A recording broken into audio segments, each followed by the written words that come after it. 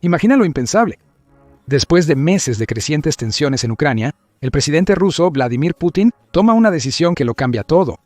Enfrentando una posible derrota militar y presión interna, recurre a la táctica de escalada definitiva, una que ha amenazado con usar más de 50 veces hasta ahora. De hecho, amenazó por primera vez con usar armas nucleares incluso antes de que se lanzara la operación militar especial, en 2022. Pero Putin y el resto del mundo saben que este acto único cruzaría una línea que no puede ser deshecha. Es probable que la OTAN responda con una declaración de guerra abierta contra Rusia, y una que esta última no podría ganar de manera convencional. Entonces, en lugar de esperar la inevitable peor respuesta, Putin decide atacar primero. Lanza un ataque nuclear coordinado contra los Estados Unidos y los aliados clave de la OTAN. Lo que sigue no es un conflicto prolongado, sino la guerra más rápida y devastadora en la historia humana. El tiempo desde el primer lanzamiento hasta la devastación global, menos de 2 horas. Así es como se desarrolla una guerra nuclear minuto a minuto. A menos 15 minutos, Putin se encuentra en su búnker de comando subterráneo debajo del Kremlin. La guerra en Ucrania ha llegado a un punto crítico. Las fuerzas ucranianas, respaldadas por armas occidentales avanzadas, han empujado a las tropas rusas a retroceder en varios frentes. Los asesores militares de Putin le presentan lo que ellos llaman opciones nucleares limitadas. Una sola arma nuclear táctica, probablemente no más que una ojiva de 10 kilotones y ligeramente más pequeña que la que se lanzó en Hiroshima, podría destruir la resistencia de Ucrania y sorprender a la OTAN para entrar en negociaciones. Tiene 2 opciones: ir a por todas e intentar golpear Kiev y el gobierno ucraniano, dejando al resto del país disperso sin su alto mando. O, el arma táctica podría usarse en un objetivo más pequeño como Kharkiv, Dnipro o Zaporizhia, lugares que Rusia no logró ocupar en los últimos 2 años. La primera opción incluso podría permitir a Putin ganar la guerra de alguna manera. Con el gobierno ucraniano en ruinas, Rusia podría intervenir e intentar terminar el trabajo con medios convencionales. Incluso si la OTAN declara una guerra convencional, Putin simplemente podría retirarse y sugerir que la OTAN ha sido el verdadero agresor todo el tiempo. Propaganda que será consumida por la población rusa y sus aliados como China e India. La segunda opción demostraría al mundo que sus amenazas no son vacías y que Rusia realmente merece ser una de las superpotencias militares del mundo. Ante una mayor escalada y más armas nucleares en su contra, Ucrania prácticamente se vería obligada a capitular o pedir una respuesta internacional. Pero independientemente de la opción, él sabe lo que viene después, el momento en que esa ojiva detona. Rusia estará en guerra con la OTAN, y en el cálculo de Putin, la única forma de sobrevivir a esa guerra es asegurarse de que la OTAN no pueda contraatacar. Putin elige una de las opciones y autoriza el ataque. A menos 1 minuto, una arma nuclear táctica detona cerca o en Zaporizhia, vaporizando una brigada blindada ucraniana y creando una nube en forma de hongo visible desde el espacio. Los detectores de radiación en toda Europa registran inmediatamente la detonación. Asumiendo que el arma utilizada es una bomba nuclear de 10 kilotones, la explosión prácticamente incinera todo, en un radio de medio milla. Más allá, las personas dentro de 1 milla sufren quemaduras graves junto con una exposición mortal a la radiación. Los edificios se desmoronan bajo un daño estructural significativo, y los primeros respondientes están en alerta máxima para rescatar y tratar a los sobrevivientes cuando se disipa el humo. El radio de daño más ligero, si podemos llamarlo así, se extiende a unas pocas millas del centro. 1 minuto antes, la ciudad de Zaporizhia tenía alrededor de 700.000 personas. Un arma táctica causa decenas de miles de muertes dentro de la zona de explosión. Quien quede en la ciudad es evacuado. En cuestión de minutos, las líneas de comunicación seguras entre Kiev, Washington, Londres, París y Berlín están zumbando con la confirmación de que Rusia ha cruzado el umbral nuclear. Putin observa cómo se desarrolla la reacción global desde su centro de comando. Se vuelve hacia el ministro de Defensa, Andrei Belyazov, y da la orden que remodelará la civilización humana. Lanza todo. El sistema de comando nuclear de Rusia, conocido como mano muerta o perímetro, entra en acción. Diseñado durante la Guerra Fría para garantizar la represalia nuclear, incluso si se eliminaba el liderazgo soviético, el sistema comienza su secuencia de lanzamiento. A lo largo del vasto territorio de Rusia, 400 misiles balísticos intercontinentales en silos subterráneos reciben códigos de lanzamiento cifrados. Los lanzadores móviles Topol-M, escondidos en bosques y dispersos a través de 11 zonas horarias, comienzan sus preparativos finales. La flota de submarinos nucleares de Rusia, los barcos de clase Borai, que llevan 16 misiles Bulava, reciben cada uno órdenes de emerger y disparar. La lista de objetivos de Putin es precisa y devastadora.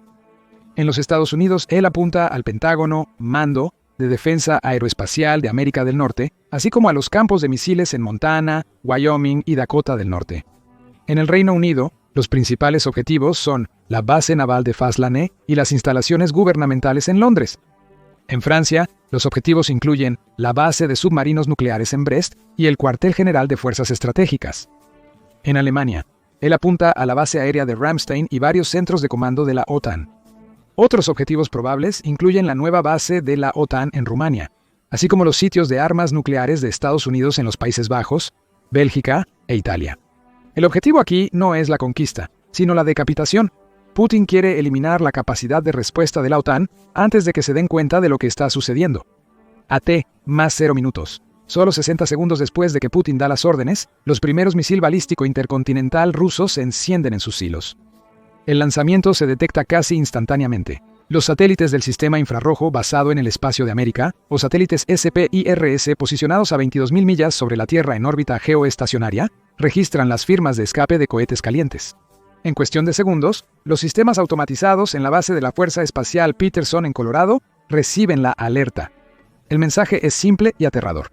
Rusia ha lanzado múltiples misiles balístico intercontinental y han comenzado la primera etapa de su vuelo en una trayectoria suborbital alrededor de la Tierra. A los 2 minutos más tarde, una llamada llega al presidente Donald Trump en la oficina oval. Debido a la diferencia de zona horaria, un lanzamiento a primera hora de la tarde en Rusia resulta en que sea mañana en Washington, Distrito de Columbia. La voz del comandante de mando de Defensa Aeroespacial de América del Norte es firme pero urgente. Señor presidente, hemos confirmado lanzamientos de misil balístico intercontinental desde múltiples sitios en toda Rusia. El tiempo estimado para impactar en los Estados Unidos contiguos es de 28 minutos. Evaluamos esto como un primer golpe coordinado. Trump tiene la autoridad para ordenar una represalia nuclear bajo la doctrina de lanzamiento en advertencia. No necesita la aprobación del Congreso, no necesita consultar a los aliados, el maletín de emergencia presidencial, también conocido como el balón nuclear o el maletín que contiene los códigos de lanzamiento de América, se le trae inmediatamente. El presidente ahora necesita decidir si terminar con la civilización tal como la conocemos. Y tiene menos de 28 minutos. AT más 4 minutos. Surge una amenaza más inmediata desde debajo de las olas. Los submarinos de clase Borei rusos, posicionados a solo unas pocas cientos de millas de la costa de Estados Unidos, comienzan a lanzar sus misiles Bulava. Estos misiles balísticos lanzados desde submarinos, o misil balístico lanzado desde submarino, solo necesitan recorrer 1.200 millas en lugar de 6.000 a 10.000 para llegar a tierra. La proximidad también significa que el tiempo de vuelo a Washington, Distrito de Columbia, se reduce considerablemente. En la base de la Fuerza Espacial Peterson, la evaluación de amenazas se actualiza en tiempo real. 150 misil balístico intercontinental lanzados desde silos rusos, 64 misil balístico lanzado desde submarinos. Los objetivos estimados incluyen docenas de ciudades estadounidenses e instalaciones militares, y una docena más de objetivos en toda Europa. Los misil balístico intercontinental dirigidos a Europa necesitarían aproximadamente 10 minutos más antes de caer en la tercera etapa y comenzar a desplegar ojivas dentro. Los misil balístico lanzado desde submarino tienen aproximadamente la misma cuenta regresiva. Pero espera, ¿no tienen los Estados Unidos una forma de intentar derribar los misiles antes de que lleguen a los Estados Unidos? En teoría, sí. Está el Sistema de Defensa de Medio Curso de los Estados Unidos, o Sistema de Defensa de Medio Curso. Esencialmente, el Sistema de Defensa de Medio Curso utiliza un misil más pequeño que rastrea de forma autónoma sus objetivos gracias a una serie de sensores. Si los misiles Sistema de Defensa de Medio Curso se despliegan unos minutos después de que se informe que los misiles balístico intercontinental han alcanzado la segunda etapa de vuelo suborbital, entrarían en su propio vuelo suborbital para interceptarlos. Pero a las escalas y velocidades involucradas en el vuelo balístico, ninguna cantidad de proeza tecnológica proporciona certeza. La mejor analogía que tienen los analistas al describir la intercepción balística es tratar de golpear una bala con otra bala, y ambas balas se mueven a velocidades hipersónicas. Esto se complica aún más debido a que el sistema de defensa de medio curso no tiene el mejor historial debido a las limitadas opciones de pruebas y entrenamiento en la vida real. Solo ha habido 18 pruebas del sistema desde 1999. De esos, el sistema de defensa de medio curso ha logrado interceptar y destruir un misil balístico solo 10 veces. Si extrapolamos eso a aproximadamente 400 misiles que Rusia lanzaría a Europa y los Estados Unidos, aún quedan más de 220 misiles. Es muy probable que acierten a sus objetivos. E incluso si fallan por una docena de millas o así, el daño que podrían causar es considerable. Aún peor, un misil nuclear generalmente no lleva solo una ojiva, puede llevar hasta 10 de ellas. Cada una de las ojivas puede desplegarse por separado, extendiendo la devastación alrededor. Rusia también probablemente ha lanzado señuelos entre los proyectiles de los misiles, cuyo único propósito es emitir una señal más alta, por lo que son el objetivo de los interceptores. Si las cosas se ponen difíciles, una ojiva nuclear puede desplegarse en pleno vuelo. La radiación ionizante causada por la explosión crea una niebla de guerra momentánea, aumentando aún más las probabilidades de que otros misiles reales atraviesen las defensas de los Estados Unidos.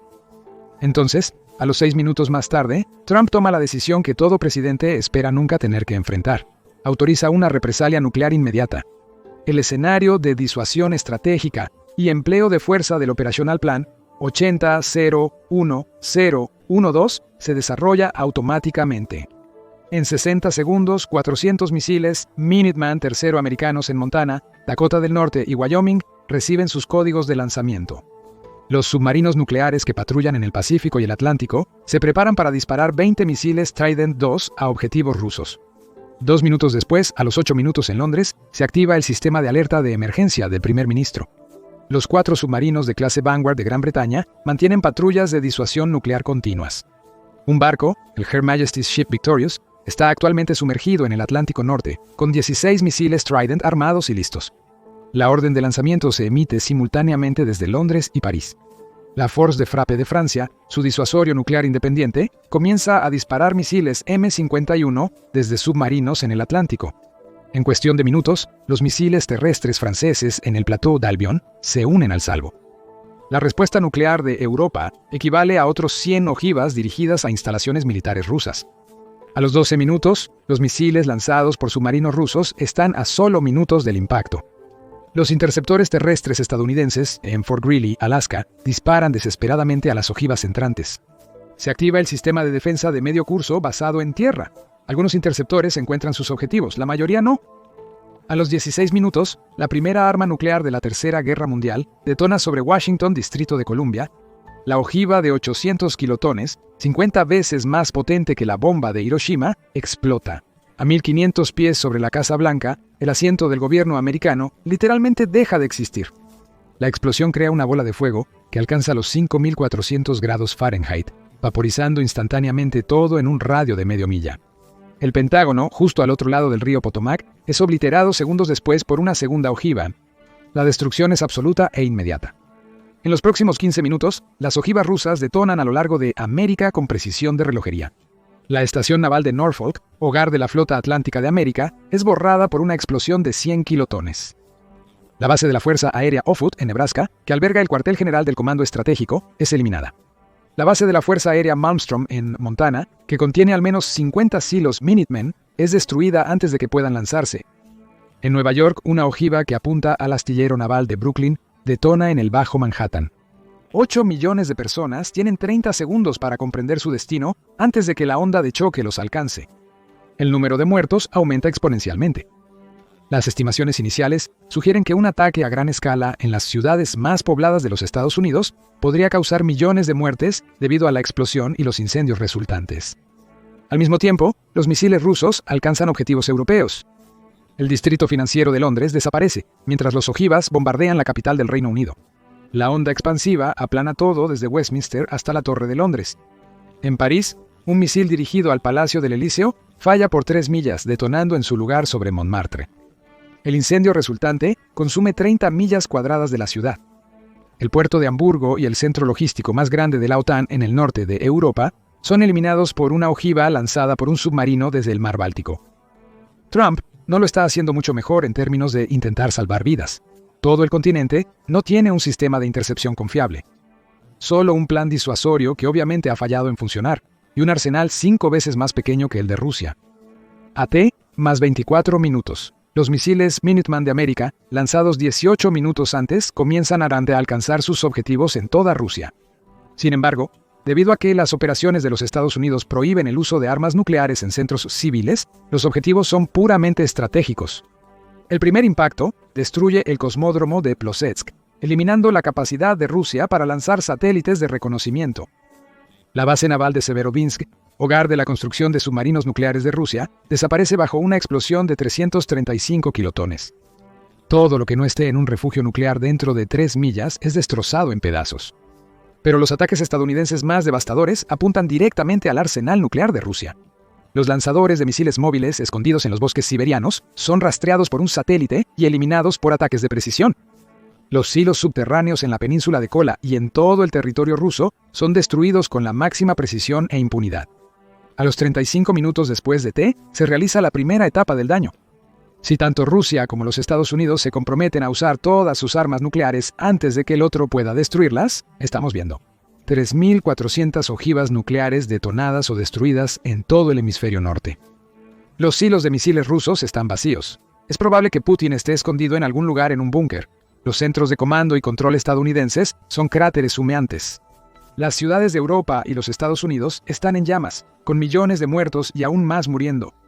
Luego viene el golpe de gracia. Los últimos misiles lanzados por submarinos de Francia detonan sobre la península de Kola, eliminando la sede de la flota del norte de Rusia. Los últimos misiles Trident de Gran Bretaña destruyen la base de la flota del Pacífico en Vladivostok. El intercambio nuclear efectivamente termina en menos de una hora después de que se lanzó la primera arma nuclear a Ucrania. Pero la muerte apenas ha comenzado, a las 2 horas después. A medida que las nubes de hongo se elevan sobre una docena de ciudades, el alcance de la devastación se vuelve claro.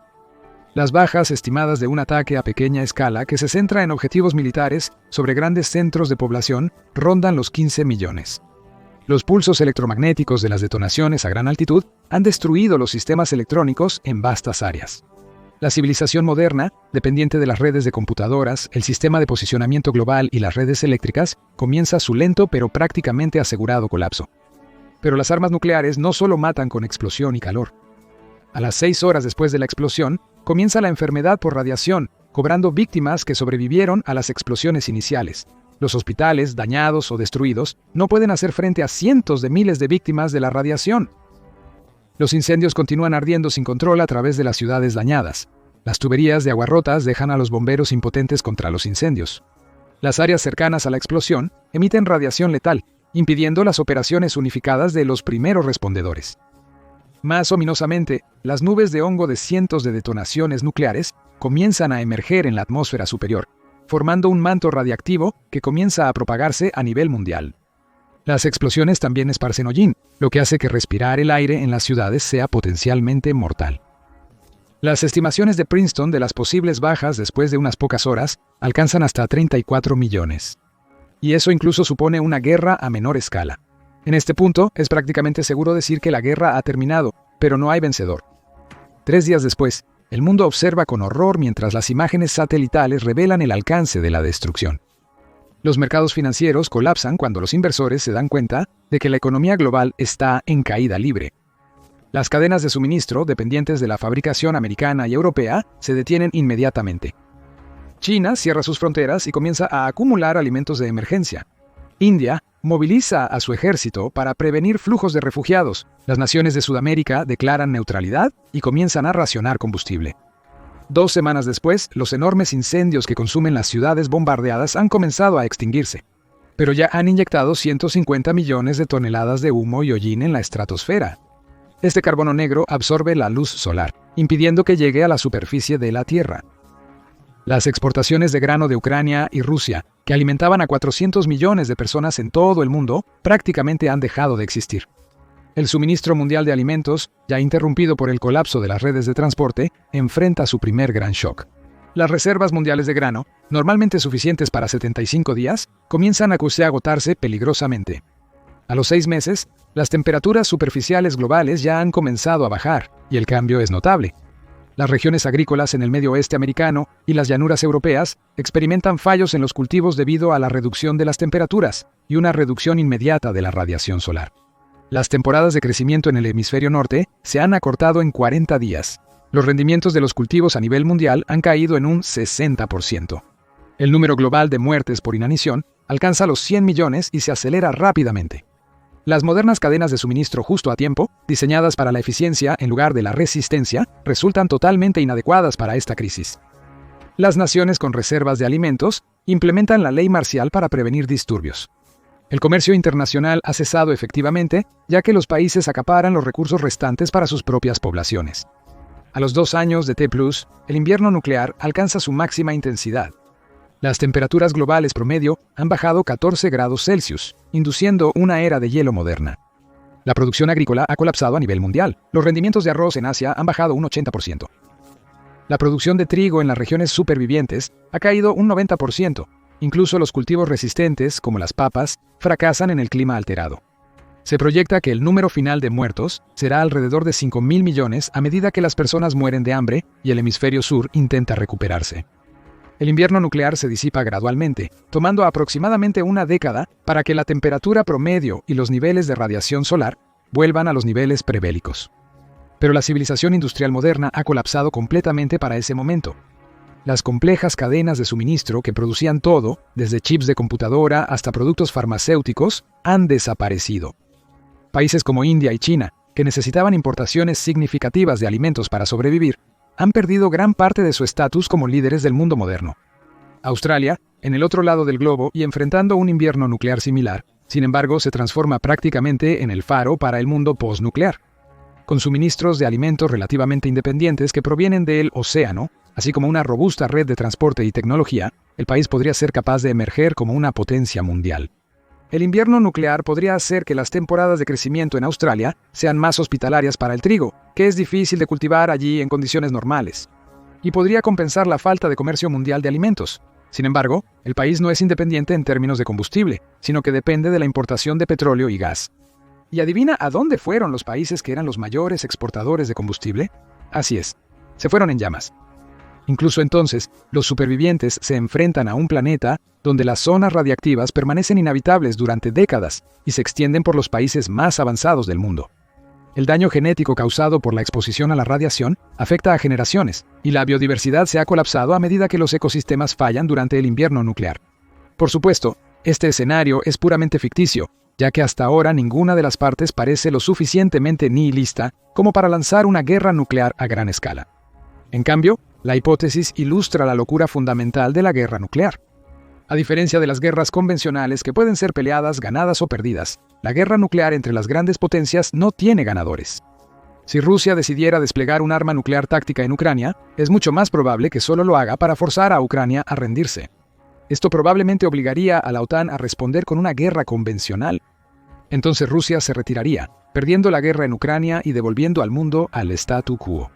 Hasta ahora, solo 2 armas nucleares han sido utilizadas para destruir ciudades en la historia, y aún existen más de estas armas.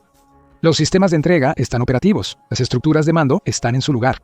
Todo lo que impide este escenario es la racionalidad continua de un puñado de líderes mundiales y la ausencia de un solo error de cálculo catastrófico. Los arsenales nucleares que se construyeron para preservar la paz podrían en 35 minutos poner fin a la civilización humana. Y la única manera de evitar que esto suceda es que todos acuerden unilateralmente desmontar estas armas y desmantelarlas por completo. Pero mientras exista un solo actor malintencionado, los demás no pueden correr ningún riesgo. Gracias por ver y nos vemos la próxima vez en El Show Militar.